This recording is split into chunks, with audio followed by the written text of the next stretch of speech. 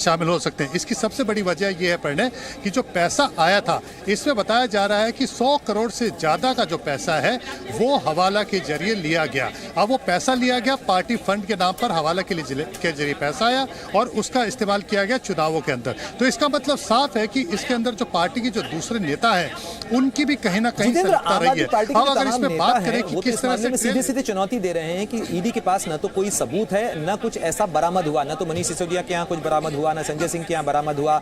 आपके सूत्र क्या बता रहे हैं? क्या ईडी के पास में दिनेश अरोड़ा की जो बयानी है या उसके जो बयान है उसके सरकारी गवाह बनने के अलावा भी कुछ सबूत हैं इस मामले में? देखिए, इसमें जो सबसे अहम जो चीज़ है ईडी के लिए वो मनी ट्रेल का पता करना है कि अब तक कितने पैसे हवाला के जरिए इन पार्टी फंड के तक पहुंचे थे, नेताओं तक पहुंचे थे, जिसका इस्तेमाल किया गया। उस मनी ट्रेल की जांच की जा रही है। और इसके अलावा हमें इस चीज़ को नहीं भूलना चाहिए, जो सबसे अहम केस है वो ये है कि शराब नीति घोटाला, यानी कि जो एक्साइज पॉलिसी को जिस तरह से डिजाइन किया गया, जो प्राइवेट प्लेयर्स हैं उनको फ़ायदा पहुँचाने के लिए और बदले में पैसा लिया गया, यानी कि जो 5% का जो मार्जिन था उसको सीधे 12% कर दिया गया और उसको किकबैक के जरिए वापस पहुंचना था। तो यानी कि जो मनी ट्रेल को लेकर के घुमाने का जो तरीका अपनाया गया था, अलग अलग प्लेयर्स को फायदा पहुंचाना था।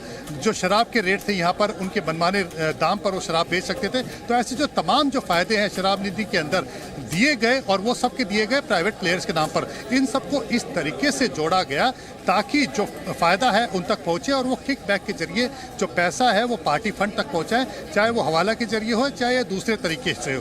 तो जो करप्शन है इसके अंदर और जितना भी पैसा आया, क्योंकि माना जा रहा है कि एक सिलसिलेवार ढंग से इसमें पैसा आना था जिसका इस्तेमाल किया जाना था। तो सबसे पहले इस बात को समझना होगा प्रणय कि जो शराब नीति बनाई गई थी वो किन लोगों को ध्यान में रख करके, किन लोगों के फायदे के लिए बनाई गई थी। ईडी की पूरी कोशिश होगी कि इस पूरे मामले में जो भी सबूत हैं उनकी कड़ियों को जोड़कर अदालत के सामने पेश किया जाए।